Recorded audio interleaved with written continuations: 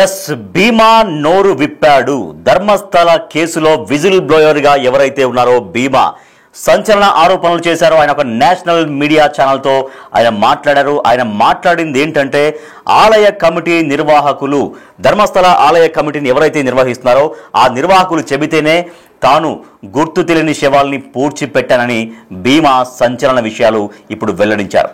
So ధర్మస్థలాలకు సంబంధించినటువంటి ఆ శవాల పూడ్చివేత, తవ్వకాలు ఇదంతా దేశవ్యాప్తంగా పెను సంచలనాలని సృష్టించాయి. సో ఎవరైతే విజిల్ బ్లోయర్గా ఉన్నారో మనం చూస్తున్నాం, రెగ్యులర్గా ఆ తవ్వకాలు జరుగుతున్నప్పుడు ఆ పోలీసు వాళ్ళతో ఒక మొత్తం ముసుగేసుకున్నటువంటి ఒక వ్యక్తి ఉంటున్నారు కదా, సో ఆయనే విజిల్ బ్లోయర్ భీమా ఇప్పుడు మీడియా ముందుకు వచ్చారు. అదే అంటే ఆయన ఫేస్ ఇంతవరకు కూడా రివీల్ కాలేదు. ఆ నేషనల్ ఛానల్తో మాట్లాడినప్పుడు కూడా అదే ముసుగు ధరించే ఆయన మాట్లాడారు. మనం చూస్తున్నాం బిగ్ టీవీ స్క్రీన్ పైన.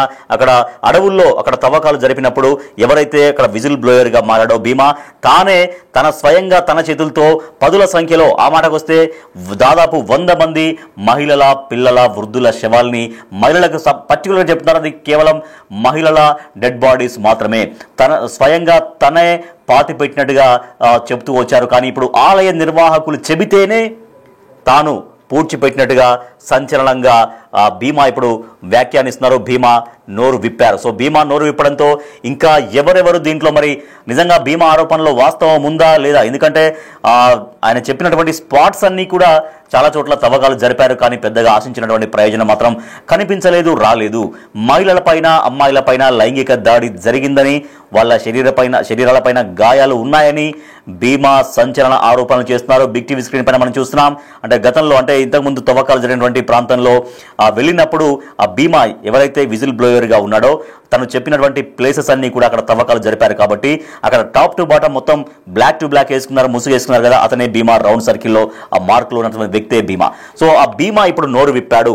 ఆలయ నిర్వాహకులు చెబితేనే తాను పూడ్చిపెట్టాను అని, ఆ అమ్మాయిల ఒంటిపైన గాయాలు ఉన్నాయి, వాళ్ళు అత్యాచారానికి గురైనటువంటి వాళ్ళు, దేవస్థానం అధికారులు చెబితేనే, నిర్వాహకులు చెబితేనే తను పూడ్చిపెట్టినట్టుగా చెబుతూ ఉన్నారు భీమా. సో 1995 నుంచి 2014 మధ్య తనతో పాటు మరికొందరు కూడా, తను ఒక్కడే కాదు, 1995 నుంచి 2014 వరకు, అంటే దాదాపుగా 20 ఏళ్ల వరకు.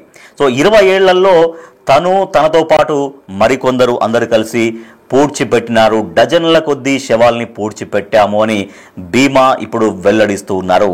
సో మీడియాతో మాట్లాడారు ఆయన, నేషనల్ మీడియాకు సంబంధించినటువంటి ఒక ఛానల్తో మాట్లాడారు. మృతదేహాల్లో చాలా వరకు మహిళలు, పిల్లలే ఉన్నారంటూ భీమా సంచలనంగా చెబుతున్నారు. అన్ని శవాల్ని అడవిలోనే పాతి పెట్టామని భీమా చెబుతున్నారు. సో పాత రోడ్లు, నదీ పరివాహక ప్రాంతాల్లోనే పూడ్చిపెట్టినట్టుగా చెబుతున్నారు. సో అక్కడ కొన్ని ఏరియాలు సెలెక్ట్ చేసుకొని పాత రోడ్ల సమీపంలో, తర్వాత నదీ పరివాహక ప్రాంతాల్లోనే మేము పూడ్చిపెట్టామని మళ్ళీ చెబుతున్నారు. సరే, మొన్న చెప్పినటువంటి ప్రకారం చాలా చోట్ల తవ్వకాలు జరిపారు, కానీ ఎక్కడ పెద్దగా ఆశించినంత స్థాయిలో మాత్రం మృతదేహాలు పెద్దగా బయటపడ్డటువంటి దాఖలాలు కనిపించలేదు. ఆయన చెప్పింది ఏంటి, వందల సంఖ్యలో, దాదాపు 100 మందికి పైగా ఆడవాళ్ళ శవాల్ని స్వయంగా పాతిపెట్టాను, నా చేతులతో పాతిపెట్టాను అనేది విజిల్ బ్లోయర్ భీమా చెప్పినటువంటి విషయం.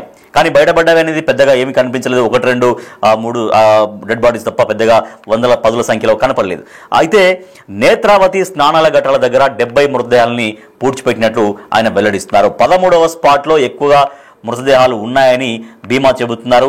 రేపు జరిగిన తర్వాతే మృతదేహాలను ఖననం చేసినట్లు వెల్లడి. సో ఎవరైతే చెప్తున్నారో తనతో పాటుగా ఇంకా కొంతమంది అందరూ కలిసి మృతదేహాలని పాతిపెట్టాం, అక్కడ నేత్రావతి నది సమీపంలో పెట్టాం, కొన్ని పాత రోడ్ల సమీపంలో పెట్టామని భీమా చెబుతున్నాడు. మరి భీమా ఇంకా రాబోయే రోజుల్లో ఇంకా ఎటువంటి విషయాలు చెబుతాడు, ఇంకా ఎటువంటి వాస్తవాలు చెబుతాడు? మరి భీమా చెప్పిన దాంట్లో నిజంగా వాస్తవాలు ఉన్నాయా లేవా? కానీ వస్తున్నటువంటి రిజల్ట్స్ చూస్తుంటే, ఎందుకంటే చాలా రోజులు అక్కడ తవ్వకాలు జరిపిన తర్వాత పెద్దగా ఆయన చెప్పినంత స్థాయిలో అక్కడ మృతదేహాలు బయటపడ్డాయా అంటే అది లేదు. మరి ఇప్పుడు మళ్ళీ కొత్తగా మీడియా ముందుకు వచ్చారు. మీడియా ముందు కంటే పర్టికులర్గా కేవలం ఒక నేషనల్ మీడియాకి సంబంధించినటువంటి ఒకే ఒక్క ఛానల్తో మాత్రమే ఆయన మాట్లాడారు. అలా తన ఫేస్ ఎక్కడ రివీల్ కాలేదు. దాంట్లో కూడా తన ఫేస్ ఎక్కువ రివీల్ కాకుండా ఎట్లా అయితే మనకు కనిపిస్తున్నారో, ఇప్పుడు ఆ అడవిలో తవ్వకాలు జరిపినప్పుడు ఎట్లా అయితే మనకు కనిపించారో మొత్తం టాప్ టు బాటం ఒక నల్లటి ముసుగు వేసుకొని ఎట్లా ఉన్నాడో భీమా అట్లాగే ఉన్నాడు, అదే మాట్లాడాడు. ఒకసారి భీమా ఏం మాట్లాడాడో మనం డీటెయిల్డ్గా మనం చూద్దాం. సో ఆలయ నిర్వాహకులే పూడ్చిపెట్టాలని నన్ను ఆదేశించారు. సంచలన ఆరోపణ. మాజీ పారిశుద్ధ్య కార్మికుడు విజిల్ బ్లోయర్గా మారినటువంటి భీమా చేస్తున్నటువంటి ఆరోపణ ఇది. ఆ కర్ణాటకలో అత్యంత వివాదాస్పదంగా మారినటువంటి మృతదేహాల పూడ్చివేత ఉదంతంలో ధర్మస్థల ఆలయ నిర్వాహకులే గుర్తు తెలియని మృతదేహాలను అటవీ ప్రాంతాల్లో పూడ్చి పెట్టాలని తనను ఆదేశించారని మాజీ పారిశుద్ధ్య కార్మికుడు భీమా తాజాగా ప్రకటించారు. ఒక ఛానల్కి ఇచ్చినటువంటి ప్రత్యేక ఇంటర్వ్యూలో భీమా సంచలన విషయాలు తొలిసారిగా పంచుకున్నారు. తాను తనతో పాటుగా మరికొందరు కలిసి డజన్ల కొద్దీ మృతదేహాలను 1995 నుంచి 2014 దాకా అంటే దాదాపుగా 20 ఏళ్ల మధ్య కాలంలో అటవీ ప్రాంతాల్లో వేరు చోట్ల పూడ్చిపెట్టాం. మృతుల్లో చాలా వరకు మహిళలున్నారు, చిన్నారులున్నారు. ఆనాడు పారిశుద్ధ్య కార్మికుడిగా పనిచేశా. అయితే మృతదేహాలను పూడ్చి పెట్టాలని స్థానిక ప్రభుత్వ యంత్రాంగం నుంచి కానీ గ్రామ పంచాయతీ అధికారులు కానీ ఆదేశించలేదు. కేవలం ధర్మస్థల ఆలయ సమాచార కేంద్రం నిర్వాహకులు అధికారులే తమకు ఈ ఆదేశాలు ఇచ్చారని, ఏ ఒక్క మృతదేహాన్ని కూడా శ్మశాన వాటికలో ఖననం చేయలేదు, అన్నింటినీ అడవిలోనే పాతిపెట్టాం, పాత రోడ్లు నదీ పరివాహక ప్రాంతాల్లో పూడ్చిపెట్టాం, బాహుబలి కొండల్లో ఒక మహిళను పూడ్చిపెట్టామని చెబుతున్నారు. నేత్రావతి స్నానఘట్టం సమీపంలో ఏకంగా 70 1 కాదు 2 కాదు 10ల సంఖ్యలో అంటే 70 మృతదేహాలని పాతిపెట్టామని భీమా చెబుతున్నారు. అధికారులు తవ్వకాలు జరిపిన 13వ చోట అయితే దాదాపు 70 నుంచి 80 మృతదేహాలను పూడ్చిపెట్టాం. కొన్నిసార్లు పూడ్చేటప్పుడు స్థానికులు మమ్మల్ని గమనించారు, కానీ ఎవరు మాకు అడ్డు చెప్పలేదు అంటూ విజిల్ బ్లోయర్గా మారినటువంటి భీమా చెబుతున్నాడు. సో మృతదేహాలను చూస్తే హింసకు గురైనట్టుగా, లైంగిక వేధింపులకు గురైనట్టుగా చాలా స్పష్టంగా తెలుస్తోంది. మృతదేహాలపైన గాయాలైనటువంటి గుర్తులు ఉండేవి. హింసించి చంపేశారు అనేది తనకు అర్థమైనట్టుగా చెబుతున్నారు. కానీ వాస్తవంగా లైంగిక వేధింపులు జరిగాయో లేదో వైద్య నిపుణులే చెప్పగలరు అనేది తనది ఆరోపణ. అయితే ఆరోపణ కావచ్చు, కానీ నిజంగా లైంగిక వేధింపులు జరిగాయా లేదనేది వైద్య నిపుణులు మాత్రమే చెప్పగలరు అని కూడా భీమా చెబుతున్నారు. చిన్నారులు మొదలు వృద్ధుల దాకా అన్ని వయసుల వాళ్ళ మృతదేహాలను పూడ్చిపెట్టాం. 100 మృతదేహాల్లో దాదాపు 90 దాకా మహిళలవే ఉన్నాయి. అడవిలో వర్షాల కారణంగా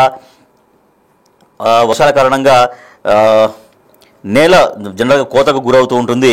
అట్లా గురి కావడం, అటవీ ప్రాంతం దాకా నివాస భవన నిర్మాణాలు జరగడంతో ఇప్పుడు కొన్ని పూడ్చిన స్థలాల్ని గుర్తుపట్టడం కష్టంగా ఉందని కూడా చెప్తున్నాడు. గతంలో గుర్తుపట్టడానికి అక్కడ ఒక రోడ్డు ఉండేది, జేసీబీ తవ్వకాలతో ఇప్పుడు రహదారి మొత్తం గుర్తించకుండా మారిపోయింది. ఇప్పుడు ఎగ్జాక్ట్గా ఎక్కడ మేము పూడ్చిపెట్టామో పెద్దగా గుర్తుపట్టని పరిస్థితిలో అంతా మారిపోయింది అనేది భీమా చెబుతున్నారు. గతంలో కొన్ని చోట్ల చెట్లు తక్కువగా ఉండేవి, ఇప్పుడు చెట్లు బాగా పెరిగిపోయినాయి, ఆ ప్రాంతం గుర్తుపట్టలేనట్టుగా మారిందనేది భీమా చెబుతున్న మాటలు. మరి భీమా చెప్పేటి నిజమేనా కాదా అంటూ అంటే కేవలం మొత్తం ఒక అటెన్షన్ డ్రా చేయడం కోసమే కొన్ని వ్యాఖ్యానాలు వినిపిస్తున్నాయి. ఆ గుడి యొక్క ప్రాశస్త్యాన్ని దెబ్బతీసేందుకే ఇటువంటి ప్రకటనలు చేస్తున్నారు, ఇటువంటి వ్యవహారం అంతా చేస్తున్నారు అన్నటువంటి ఒక విమర్శలు కూడా తీవ్రంగా వస్తున్నాయి. అయితే ప్రత్యేక దర్యాప్తు బృందం సిట్ విచారణను తాను పూర్తిగా నమ్ముతున్నా అంటూ భీమా చెబుతున్నారు. కానీ సిట్ అధికారులు తాను చెప్పేది పెద్దగా విశ్వసించట్లేరని కూడా ఆయన వాపోతున్నారు. వాళ్ళ దర్యాప్తు ధోరణి చూస్తుంటే తనకు విసుగు వస్తోంది. తనకు గుర్తున్నంత వరకు ఆయా చోట్లను చూపిస్తున్నా సిట్ అధికారులు పైపైన తవ్వేసి ఏమీ దొరకట్లేదు అంటూ తనని బదనాం చేస్తున్నారు, తన నమ్మకాన్ని పోగొడుతున్నారనేది ఆయన చెబుతున్న మాట. గుర్తుపట్టలేనంతగా మారిన ఆయా ప్రాంతాల్లో మరింత విస్తృతంగా తవ్వకాలు జరిపితే ఆధారాలు లభిస్తాయి. 13వ నెంబర్ స్పాట్ సహా కనీసం మరో 4-5 చోట్ల తవ్వాల్సిందే. తనతో పాటు మృతదేహాలు పూడ్చిన వాళ్ళను సిట్ రప్పిస్తే ఈ వెతుకులాట సులభమవుతుంది. సో తనతో పాటుగా ఇంకా చాలామంది తన స్నేహితులు అంటే అప్పుడు కలిసి పనిచేసినటువంటి వాళ్ళు చాలామంది కలిసి మేము పూడ్చామని చెబుతున్నారు. కాబట్టి వాళ్ళందరినీ కూడా పిలిపిస్తే ఇంకా మరింత క్లారిటీ వస్తుంది అని భీమా చెబుతున్నాడు. 2 దశాబ్దాల తర్వాత తాను పశ్చాత్తాపడుతున్నట్టుగా పశ్చాత్తాపంతోటే మళ్ళీ ధర్మస్థలకు వచ్చి పచ్చి నిజాలు బయట పెడుతున్నట్టుగా ఆయన చెబుతున్నారు. కలలో ఎప్పుడు అస్థిపంజరాలే కనిపించేవి, అనామకులను పూడ్చిపెట్టాలన్న పాప భీతి తనను వెంటాడింది. ఆ భయము ఆ భారము తగ్గించుకునేందుకు మీడియా ముందుకు వచ్చి జరిగిందంతా చెబుతున్నా. పూడ్చిన కళేబరాల్ని ఇకనైనా గౌరవప్రదంగా మర్యాదపూర్వకంగా అంతిమ సంస్కారాలు జరగాలని ఆశిస్తున్నా. ధర్మస్థల ఆలయ పరువును మంటగలపడం నా ఉద్దేశం కానే కాదు. నేను ఎక్కడికి పారిపోవాల్సిన అవసరం లేదు. పూడ్చిన ప్రాంతాల గుర్తింపునకు సహాయపడతా, తర్వాత నా స్వస్థలానికి వెళ్ళిపోతా. ఇది భీమా చెబుతున్నటువంటి మాటలు. ఆ మృతదేహాలపై ఉండే బంగారు ఆభరణాలను దొంగతనం చేశానన్న ఆరోపణలో నిజం లేదు, బంగారమే దోచేస్తే ఇన్నాళ్ళు పారిశుధ్య కార్మికుడిగా బతికిడ్చాల్సిన అగత్యం ఎందుకు? నేను అలాంటి తప్పుడు పనులు చేయను, నేను హిందువును, అందులోనూ ఎస్సీ కులస్తుని అంటూ భీమా చెబుతున్నారు. సో తన చేతులతో స్వయంగా 70-80 మృతదేహాలని పూడ్చిపెట్టాను, కొన్నింటిని నేలలో చాలా లోతుగా పూడ్చిపెట్టామని చెబుతున్నారు, మరికొన్నింటిని కొండల మీద పాతి పెట్టామని చెప్పారు ఆయన. ఆలయ ఇన్ఫర్మేషన్ సెంటర్ యాజమాన్యం సూచించినటువంటి ప్రాంతాల్లో మాత్రమే శవాల్ని పూడ్చిపెట్టాం. ఆలయం వాళ్ళు ఎక్కడ పూడ్చిపెట్టామంటే అక్కడే పూడ్చిపెట్టాం. ఆలయం మేనేజర్ ఎప్పుడు నన్ను నేరుగా కలవలేదు, రూమ్ బాయ్ ద్వారా ఆదేశాలు అందేవి, వాటిని మేము అమలు చేసేవాళ్ళం. మేము పూడ్చిన ప్రాంతాల్లోనే భవన నిర్మాణాలు జరిగాయి, అందుకే సిట్ తవ్వకాలు జరిపిన చోట్ల మృతదేహాల ఆనవాలు లభించట్లేవేమో, పట్టపగలే మృతదేహాల్ని పూడ్చామంటూ భీమా ఘంటాపదంగా చెబుతున్నారు. సో ఇది సిట్ అధికారులు చేస్తున్నటువంటి ఎంక్వైరీ ఏదైతే ఉందో దానిపైన పెద్దగా నమ్మకాన్ని చూపించట్లేరు భీమా. తను చెబుతున్నారు, తను క్లియర్గా చెప్తున్నారు, అనేక చోట్ల 10ల సంఖ్యలో మృతదేహాలని పూడ్చిపెట్టాము. తను ఒక్కడే కాదు, తనతో పాటుగా తన మిత్రులు ఎవరైతే ఉంటారో ఒక 5-6 కలిసి ఆ మృతదేహాలని పూడ్చిపెట్టాము. ఇప్పుడు అంటే ఒకప్పుడు ఎప్పుడో జరిగిన మృతదేహాలు అంటే దాదాపు 20 ఏళ్లుగా 20 ఏళ్ళకి పైగా అయింది కాబట్టి అక్కడ చాలా వరకు రోడ్స్ వచ్చాయి, కొన్ని చోట్ల భవన నిర్మాణాలు వెలిసాయి. దాంతో అక్కడ ఎగ్జాక్ట్గా స్పాట్ని కొద్దిగా గుర్తించలేకపోతున్నాము. వాళ్ళు ఏదో సిట్ అధికారులు పైన తవ్వేసేసి అక్కడ ఏమీ దొరకట్లేవని చెప్పడం మాత్రం కరెక్ట్ కాదు. దీన్ని ఖచ్చితంగా లోతుగా దీనిపైన సిట్టు దృష్టి సారించాల్సిందే. ఇంకా 13వ స్పాట్లో ఇంకా ఎక్కువ దొరికే అవకాశం ఉంది, అక్కడ మరిన్ని తవ్వకాలు జరపాలని. దాంతోపాటుగా మరికొన్ని చోట్ల ఎక్కడైతే తను చెబుతున్నారో తనతో పాటుగా వాళ్ళందరినీ పిలిపిస్తే, తనతో పాటుగా ఇంకెవరైతే అందరూ కలిసి పూడ్చిపెట్టారో వాళ్ళందరినీ కనుక పిలిపిస్తే ఇంకా మరింతగా స్పష్టత వస్తుంది. ఖచ్చితంగా 10ల సంఖ్యలో అక్కడ అమ్మాయిలు లేదంటే మహిళలు, వృద్ధుల మృతదేహాలే ఎక్కువగా మేము పూడ్చిపెట్టాము, పాతిపెట్టాము. తద్వారా తవ్వకాలు జరిపితే వాస్తవాలు పూర్తిగా బయటకు వస్తాయంటూ భీమా సంచలన ఆరోపణలు చేస్తున్నారు. సో మరి ఇప్పుడు భీమా చేసినటువంటి ఈ ఆరోపణల తర్వాత సిట్టు మళ్ళీ ఎట్లా రియాక్ట్ అవుతుంది? మరి మళ్ళీ చెప్పినట్టుగా మరో ప్రాంతంలో మళ్ళీ సోదాలు చేస్తారా, తవ్వకాలు జరుపుతారా లేదా భీమా ఆరోపణలు ఉట్టిగా కేవలం ధర్మస్థల యొక్క ఆలయ ప్రతిష్టని, అక్కడ ప్రాశస్త్యాన్ని దెబ్బతీయడం కోసం మాత్రమే ఈ రకంగా చేస్తున్నారనేటువంటి విమర్శలు ఇంకా మరింతగా పెరుగుతాయా చూడాలి.